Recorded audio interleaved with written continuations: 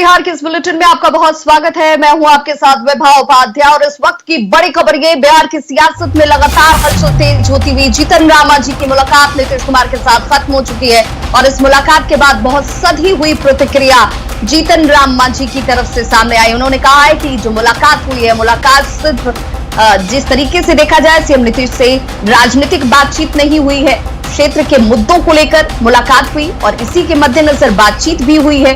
कोई राजनीतिक बातचीत नहीं की गई है। जीतन राम मांझी की तरफ से ये प्रतिक्रिया है सामने। एक दो रोज में सब बातचीत होगी, यानी कि इन सब बातचीत के मायने को भी समझना होगा। जीतन राम मांझी की तरफ से कहा जा रहा है 30 अगस्त तक एनडीए में जाने पर लेकर फैसला हो सकता है। ये बड़ी खबर इस वक्त सामने आती हुई, जिसमें नीतीश से मुलाकात के बाद मांझी ने सधी हुई प्रतिक्रिया दी है। सधा हुआ बयान उनकी तरफ से सामने आया, लेकिन चर्चाएं बेहद गर्म है कि देखिए 30 अगस्त तक बहुत कुछ साफ हो जाएगा, बहुत तस्वीर निकलकर सामने आ जाएगी। सीएम नीतीश से राजनीतिक बातचीत नहीं हुई है। हालांकि जीतन राम मांझी की तरफ से ये कहा जा रहा है कि सिर्फ अपने क्षेत्र के मुद्दों को लेकर के ही हमने बातचीत की है, ये मुलाकात की है। लेकिन समझना होगा, चुनावी साल है, इस साल बिहार में विधानसभा चुनाव है और जिस तरीके से लगातार प्रतिक्रियाएं सामने आ रही हैं, उन प्रतिक्रियाओं को अगर समझा जाए बारीकी से तो ये साफ नजर आता है कि इस मुलाकात के बड़े मायने हैं।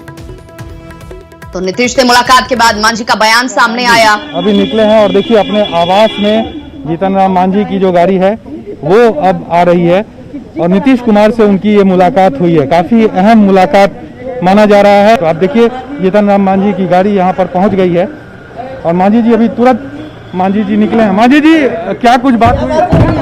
क्या बातें हुई हैं? क्षेत्र की समस्याओं के बारे में बात हुई है। कोई राजनीतिक बात नहीं, क्षेत्र की समस्याओं के बारे में। सर, माना जा रहा है कि आपका फाइनल हो चुका है एनडीए में जाने का। माना जाना एक अलग बात है, लेकिन अभी वैसी कोई बात नहीं है। सर, 10 सीटों के आसपास आपका फाइनल हो चुका है, बातचीत हो गई। राजनीतिक बात होगी एक दो रोज में, उसके बाद कहा जाएगा। अभी कोई बात नहीं है। 30 तक आपने अल्टीमेटम भी दिया है सर कि 30 तक फैसला ले लेंगे। 30 तक तो आप फाइनल कर दिया आपने। तो अब तो 2-3 दिन का ही समय बचा है। हाँ, बस 30 को आप लोगों से बात करेंगे। बिल्कुल। तो जीतन राम मांझी अभी मुख्यमंत्री से मिलकर आए हैं, अपने पत्ते नहीं खोल रहे हैं, लेकिन ये साफ है कि 1 से 2 दिनों में जीतन राम मांझी एनडीए का हिस्सा होंगे और कहीं ना कहीं नीतीश कुमार से उनको हरी झंडी भी मिल चुकी है। कैंपस आशीष के साथ साकेत कुमार, न्यूज़ 18 पटना। और चलिए इस बारे में ज्यादा जानकारी के साथ हमारे सहयोगी ग्राउंड जीरो से हमारे साथ जुड़ रहे हैं। जीतन राम मांझी के आवास पटना से हमारे साथ संजय कुमार जुड़ के हमारे सहयोगी और सीएम आवास पटना से साकेत कुमार हमारे सहयोगी जुड़ गए। सीधे रुख में साकेत आपका ही करना चाहूंगी। बॉडी लैंग्वेज जो है वो बहुत कुछ साफ करती है। राजनीति में करने से पहले, कहने और कहने से पहले जो आचार व्यवहार होता है वो बहुत कुछ इशारा कर देता है। तो इस वक्त जीतन राम मांझी का बॉडी लैंग्वेज आपने कैसा देखा?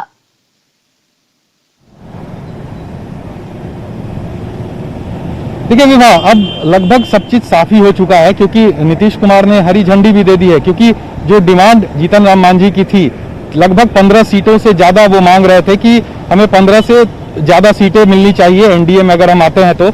इस पर नीतीश कुमार ने 9 से 12 सीटों के बीच उनका फाइनल कर दिया। माना जा रहा है 10 या 11 सीटें जीतन राम मांझी को मिलेगी। तो एक तरह से सीट का जो मामला था वो लगभग फाइनल हो चुका है। जीतन राम मांझी ने यह कह दिया है कि वो साफ कर देंगे कि वो एनडीए में जा रहे हैं और क्या कुछ हालात होंगे, किस तरह से सीट शेयरिंग होगा, ये तमाम मुद्दे 30 तारीख को साफ हो जाएंगे। तो कहीं ना कहीं ये जो मुलाकात थी, ये काफी अहम मुलाकात मानी जा रही थी।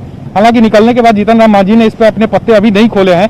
उन्होंने कहा है कि सीट पर 1-2 दिनों में बात होगी, लेकिन जो हमारे सूत्र बता रहे हैं कि सीट पर ही बात हो रही थी इस पूरे मीटिंग के दौरान। और नीतीश कुमार ने 10 से 11 सीटों के बीच जीतन राम मांझी का जो सीट का जो मांग थी उसे फाइनल कर दिया है। हालांकि अभी इस पर आधिकारिक तौर पर पुष्टि इसकी नहीं हुई है। कोई भी नेता इस पर अभी खुलकर बोलने से बच रहे हैं, लेकिन ये साफ है। साकेत, ये समझा जा सकता है कि जो संकेत जीतन राम मांझी की तरफ से दिए जा रहे हैं वो पॉजिटिव नजर आते हैं। उनके स्टेटमेंट को भी अगर गौर करें तो वो ये कह रहे हैं कि 30 तारीख का जो डेडलाइन है, जो कहा गया है, उसके लिए थोड़ा इंतजार कीजिए, लेकिन किस तरीके का फैसला आएगा उस पर लगातार हमारी नजर बनी हुई है। सहयोगी संजय हमारे साथ जुड़े हुए हैं मांझी आवास से। संजय, बिहार की सियासत में जो दलित फैक्टर है, महादलित और दलित 16% यहां पर अपना कह सकते हैं एक वजूद रखते हैं, एक बहुत बड़ा फैक्टर है वो। और इसी 16% फैक्टर को साधने के लिए नीतीश कुमार जीतन राम मांझी के साथ एक बार फिर से हाथ मिलाने को राजी हो रहे हैं?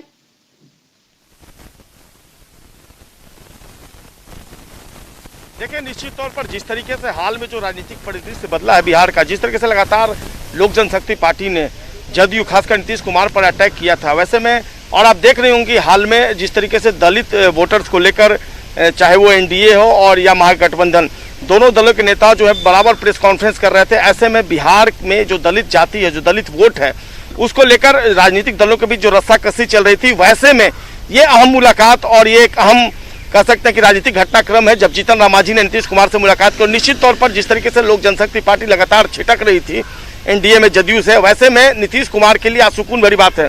कई एक मुद्दे थे, सबसे बड़ी बात है कि हाल के दिनों में ये चर्चा चल गई थी, जदयू के ही कई नेताओं ने इस तरह की चर्चा छेड़ दी थी कि हम पार्टी का एनडीए में विलय होगा, जदयू में विलय होगा।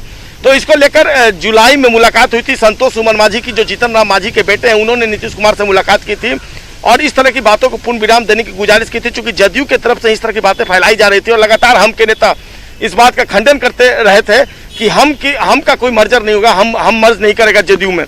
तो तमाम तरह की बातें थी और आज अगर जीतन राम मांझी ये बोलते हैं कि 30 अगस्त तक सब कुछ हो जाएगा, इसका ये मतलब है कि जीतन राम मांझी ने आज एक मैसेज देने की जो कोशिश थी उसमें वो कामयाब रहे। लगातार इस तरह की बातें सामने आ रही थी जिस दिन उन्होंने महागठबंधन छोड़ा था कि जीतन राम मांझी आखिर देर क्यों कर रहे हैं, क्यों नहीं जदयू नेताओं से उनकी बात हो रही है।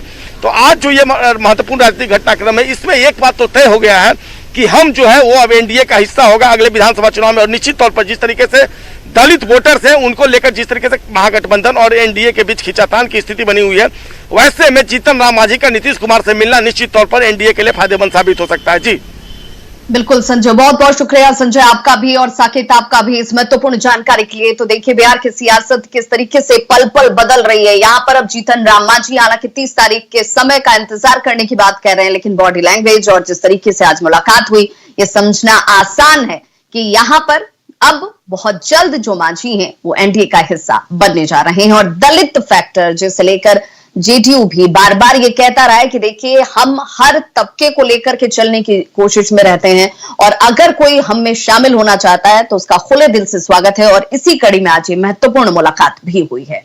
रुक करेंगे रघुवंश प्रसाद सिंह का, जिनको लेकर के भी लगातार कयास जो है बहुत तेज होते हुए। आरजेडी के वरिष्ठ नेता है रघुवंश प्रसाद सिंह और उनकी नाराजगी अब जग जाहिर है और अभी भी वो बरकरार है। सूत्रों के हवाले से यह खबर है कि रघुवंश प्रसाद सिंह से जेडीयू ने संपर्क साधा है, यानी कि जेडीयू रघुवंश प्रसाद सिंह की नाराजगी के तहत अब उनसे अप्रोच करता हुआ मुलाकात के लिए बातचीत करने के लिए। और चुनावी साल है और ये बातचीत बेहद निर्णायक रह सकती है। सूत्र ये बताते हैं कि रघुवंश प्रसाद सिंह जेडीयू में शामिल हो सकते हैं। रघुवंश प्रसाद सिंह वरिष्ठ नेताओं की अनदेखी से बेहद नाराज हैं। रघुवंश प्रसाद सिंह वैशाली के पूर्व सांसद रामा किशोर सिंह को आरजेडी में शामिल किए जाने का भी लगातार विरोध कर रहे हैं। रघुवंश प्रसाद सिंह से विरोध के बाद भी आरजेडी के बड़े नेता रामा किशोर सिंह को पार्टी में शामिल कराना चाहते हैं। हालांकि खबर यह भी है कि लालू प्रसाद इस डैमेज कंट्रोल की कोशिश में एक बार फिर से जुट गए हैं ताकि रघुवंश प्रसाद सिंह की नाराजगी को भी दूर किया जा सके, पार्टी को एकजुट भी रखा जा सके और विरोधियों को इसका फायदा उठाने से रोका भी जा सके।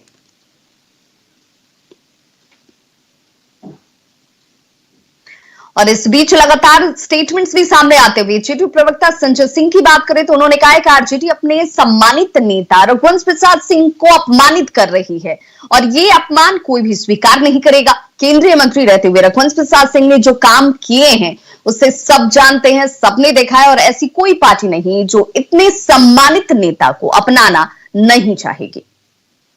सिंह बड़ा चेहरा है। लालू जी के नवरत्न में कोई अगर आदमी रहता था, एक रत्न रघुवंश प्रसाद सिंह भी थे। अब उनके सुपुत्र, उनका उम्र और इनके सुपुत्र का उम्र में तुलना कर लीजिए तो आसमान जमीन का फर्क। पहली बार विधानसभा जीत के इस तरह का भाषा का प्रयोग मैं समझता हूँ रघुवंश बाबू जैसे लोगों पर करना कि एक लोटा पानी निकल जाएगा तो क्या होगा। तो रघुवंश बाबू जैसे लोगों को उस दल में रहने का कोई अधिकार नहीं है। जहां तक जदयू में रहने का सवाल है तो उनको निर्णय लेना है, उनका इच्छा क्या है, वो कहाँ रहना चाहते हैं। ऐसे लोगों के साथ रहना चाहते हैं जो हर समय सबको बेइज्जत करता है, तो उनको निर्णय लेना है ना, कहाँ जाना है उनको तय करना है। लेकिन मुझको लगता है कि राष्ट्रीय जनता दल में उनको रघुवंश बाबू बिहार के वरिष्ठ नेता हैं और बिहार में जो यूपीए सरकार के दौरान सड़कों का जाल बिछाने का काम हुआ, उसमें रघुवंश बाबू की केंद्रीय ग्रामीण विकास मंत्री एक बड़ी भूमिका रही है।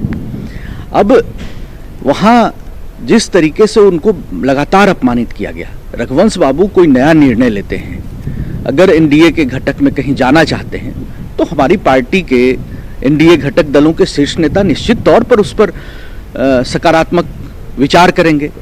लेकिन रघुवंश बाबू अपना निर्णय उनको खुद लेना है पहले। अब वहाँ इज्जत फजीहत के साथ वहीं रहना चाहते हैं या फिर अपने मान सम्मान को बचाने के लिए रघुवंश बाबू कोई नया कदम उठाएंगे, ये निर्णय खुद उनके ऊपर है। देखिए, ये मुद्दा बनाया जा रहा है, असली मुद्दे से जनता का ध्यान भटकाने के लिए रघुवंश बाबू पर जितने कयास लोगों को लगाना है लगा लें। रघुवंश बाबू समाजवादी योद्धा है, सांप्रदायिक शक्तियों के खिलाफ जीवन भर संघर्ष किया है और राष्ट्रीय जनता दल को सींचने का काम किया है, बनाने का काम किया है। रघुवंश बाबू का पैर इधर उधर डगमगाएगा नहीं, ये हम लोगों को पूरा भरोसा है। तो देखिए, आरजेडी को रघुवंश प्रसाद सिंह की नाराजगी महंगी पड़ सकती है और ऐसा हम क्यों कह रहे हैं वो भी हम आपको बताते चलें। रघुवंश प्रसाद सिंह जो है वरिष्ठ नेता हैं और पार्टी में वरिष्ठ नेताओं को एकमत एकजुट रखने में रघुवंश प्रसाद सिंह की भूमिका अहम रही है। अनुभव के आधार पर भी उनका कोई सानी नहीं है। एक बेहद अनुभवी राज्य और केंद्र से लेकर के उनके अनुभव को देखा जा सकता है। उनकी पैठ गहरी रही है। भ्रष्टाचार या अपराध का उनके ऊपर कोई रिकॉर्ड नहीं रहा है।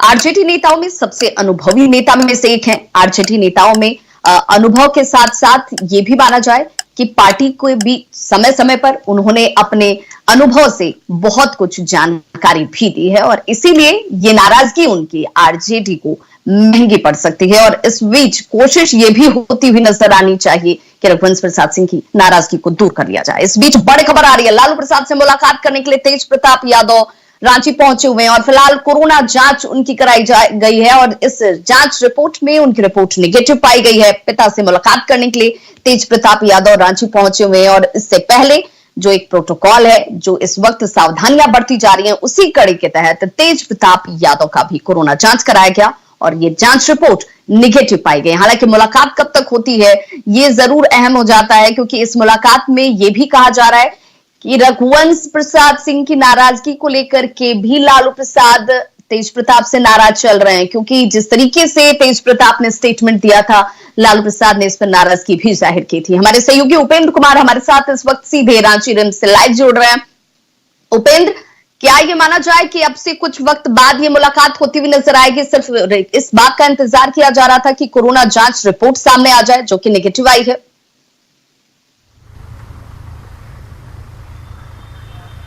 देखिए विभा, कोरोना जो जांच रिपोर्ट है एंटीजन रैपिड किट से किया गया है और निगेटिव आया है। तेज प्रताप के साथ साथ 3 और लोगों का जांच हुआ है, उनका भी निगेटिव आया है और वो पहुंच चुके हैं। आपको दिखलाना चाहेंगे ये जो आवास है लालू प्रसाद जहां पर रुके हुए हैं निदेशक आवास में, वहां का नज़ारा है और उनकी जो गाड़ी है तेज प्रताप की वो अंदर जा चुकी है। जो जानकारी मिली है उसके अनुसार रैपिड एंटीजन जो जांच हुआ है कोरोना का वो निगेटिव मिला है और उसके बाद ही मुलाकात के लिए परमिशन दिया गया है और पिता पुत्र की मुलाकात इस रिम्स निदेशक के जो आवास है जहां पर लालू प्रसाद को ठहराया गया है कोरोना से बचाने के लिए, वहां पे मुलाकात हो रही है। विभा जी,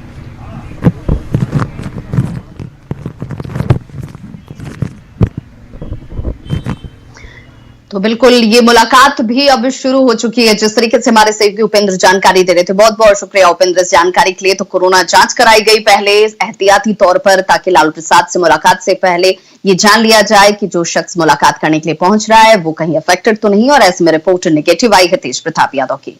रुक करेंगे दूसरी खबर का। तो आम आदमी पार्टी की ओर से पटना में पोस्टर में लगाए गए पोस्टर के माध्यम से बिहार सरकार पर निशाना साधा गया है। पोस्टर में महाभारत का चीरहरण प्रसंग जो है वो दर्शाया गया है और इसके माध्यम से बीजेपी, जेडीयू, कांग्रेस, आरजेडी सब पर निशाना साधा गया है। पोस्टर में केजरीवाल को कृष्ण बताया गया है।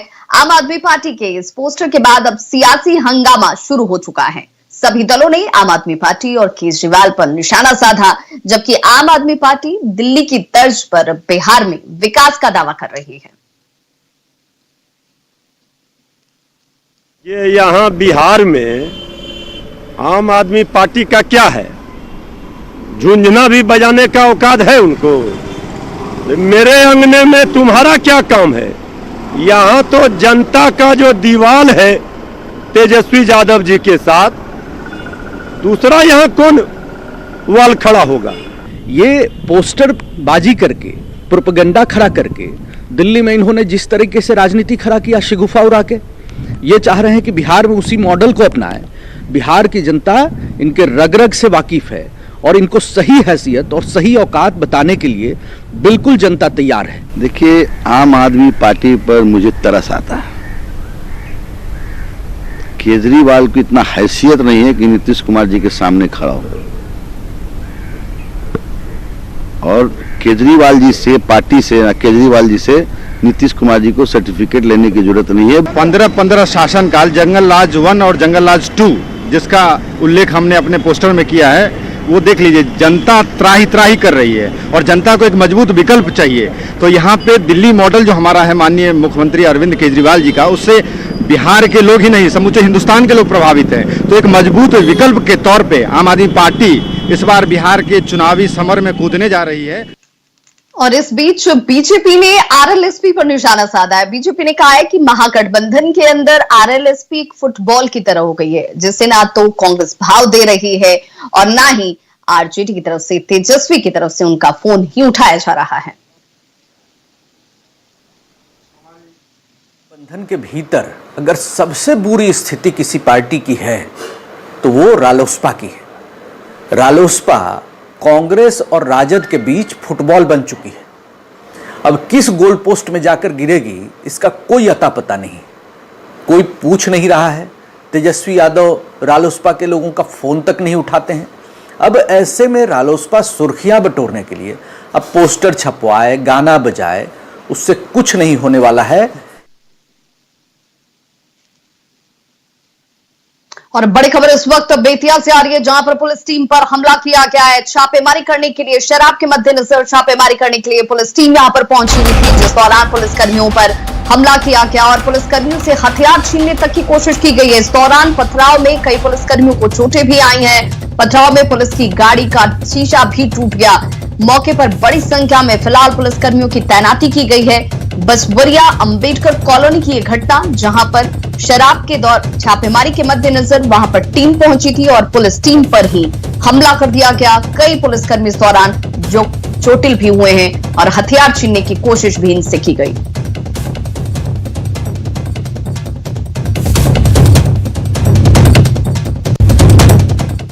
और मुजफ्फरपुर के चर्चित बालिका गृह कांड में ईडी ने पटना के विशेष कोर्ट में ब्रजेश ठाकुर और उसके परिवार के सदस्यों के खिलाफ चार्जशीट दायर कर दिया है। चार्जशीट में करीब 8.5 करोड़ की संपत्ति का ईडी ने जिक्र किया है और कीमती जमीन की चर्चा भी की गई है। आपको बताते चलें कि ये तमाम चीजों के मद्देनजर अब ये कार्रवाई ईडी की तरफ से बेहद महत्वपूर्ण होती है। और संवाददाता प्रवीण की ये रिपोर्ट आप जरूर देखिए। मुजफ्फरपुर के चर्चित बालिका गृह कांड में अब ईडी ने जो है पटना की विशेष अदालत में चार्जशीट दाखिल किया है और इस चार्जशीट में ब्रजेश ठाकुर और उनके परिवार के सदस्यों के नाम से जो तकरीबन 8.5 करोड़ की संपत्ति है उसके बारे में चार्जशीट दाखिल किया गया है। बालिका गृह जो संचालित होता था मुजफ्फरपुर में, उस सेवा संकल्प एवं विकास समिति के द्वारा संचालित होता था और यहाँ पर तकरीबन पिछले जब से संचालन शुरू हुआ था 7.5 करोड़ की लगभग राशि सरकार द्वारा दी गई थी। तो इस राशि से 1 करोड़ की अधिक की राशि यानी दूसरे सोर्सों से जो पैसे जमा किए गए अकूत संपत्ति, उसको ईडी ने रेखांकित किया है और इसके लिए मुजफ्फरपुर, समस्तीपुर, पटना और दिल्ली सहित जो दूसरे कीमती प्लॉट्स हैं उसके बारे में ईडी ने अपना जिक्र किया है। ईडी ने जब सीबीआई जांच कर रही थी उसी समय अपनी कार्रवाई शुरू की थी। कई नोटिस दिया गया था, पूछताछ के लिए बुलाया गया था और अब पटना की विशेष अदालत में ईडी ने जो चार्जशीट दाखिल किया है। तो जाहिर है जनवरी माह में ही बालिका गृह कांड में दिल्ली की साकेत कोर्ट ने फैसला दिया था और ब्रजेश ठाकुर समेत दूसरे सहयोगियों को सजा सुनाई गई थी और अब इस मामले में ईडी कोर्ट में है। कैमरामैन संजीव के साथ प्रवीण ठाकुर, न्यूज 18 मुजफ्फरपुर। और इधर इस बीच बिहार पुलिस मेन एसोसिएशन में वर्षों से चला रहा विवाद खुलकर अब सामने आ चुका है। जी हां, पैसे को लेकर के अब ये संग्राम जो है वो सामने आता हुआ प्रदेश अध्यक्ष नरेंद्र कुमार धीरज ने महामंत्री दिनेश दुबे और प्रदेश कोषाध्यक्ष जयशंकर प्रसाद को अनुशासनहीनता और पैसे की अनियमितता को लेकर संगठन के प्राथमिक सदस्यता से निलंबित कर दिया है। वहीं निलंबित किए गए सदस्यों का यह कहना है कि नरेंद्र कुमार धीरज ने पैसे का गबन किया और सवाल करने पर उन्होंने इन लोगों पर ही झूठा आरोप लगाया है। दोनों ओर से अपने अपने दावे किए जा रहे हैं कि उनके विरुद्ध कोई भ्रष्टाचार का प्रमाणित आरोप मैंने नहीं लगाया है। मेरा पूरा चिट्ठी आप अवलोकन कर लीजिए। उनको जो बर्खास्त किया गया है केंद्रीय कार्यकारिणी के बैठक में, सबसे उनके विरुद्ध अकाट साक्ष्य है। वो समानांतर रूप से बोरिंग रोड में अपना कार्यालय खोल रखे। तो समानांतर तो इस विभाग में अनुशासित बल में इस तरह के गतिविधि जिससे सामाजिक एकता भंग हो, अनुशासन भंग हो, इसकी इजाजत नहीं दी जा सकती है। बिहार पुलिस मेंस एसोसिएशन में लगभग 50-60 लाख रुपए का घोटाला किया गया है। संगठन सुप्रीमो के नाम पर तमाम बिहार के सिपाही हवलदार का जो चंदा का पैसा आता है, भवन कार्यालय का जो भवन है, रतन डेकोरेटर को 60,000 रुपया महीना पर नीचे कर दिया गया है। 60,000 रुपया महीना वो आप प्लस 10 रुपया महीना सिपाही का 80,000 सिपाही मान करके चलिए। टोटल पैसा 2017 से अब तक 19 में तो चंदा कटना बंद हो गया, लेकिन भवन आवंटन का पैसा मिल रहा है लगातार। उस पैसे का न तो कोई खाता में लेखा जोखा है, न कहीं कोई हिसाब देने वाला है। ये सब बिल्कुल निराधार इनका आरोप है, क्योंकि जब मैंने हिसाब मांगना शुरू किया तो ये क्या करते थे, मेरे एसपी को झूठा रिपोर्ट फोन करके रिपोर्ट करवा देना, वेतन बंद करा देना। मेरा 71 दिन का वेतन जब्त कर दिया गया। हमको यहाँ रहने नहीं, महासंघ में रहने नहीं दिया जाता था, प्रताड़ित करते थे ये, सुनिए ना। तो इसी बीच में कि यहाँ रहेगा तो हिसाब खोजेगा, इसलिए हमको रहने नहीं देते थे, जिसके पीछे वो सारा ये घोटाला किए हैं। तो खबरों का सिलसिला लगा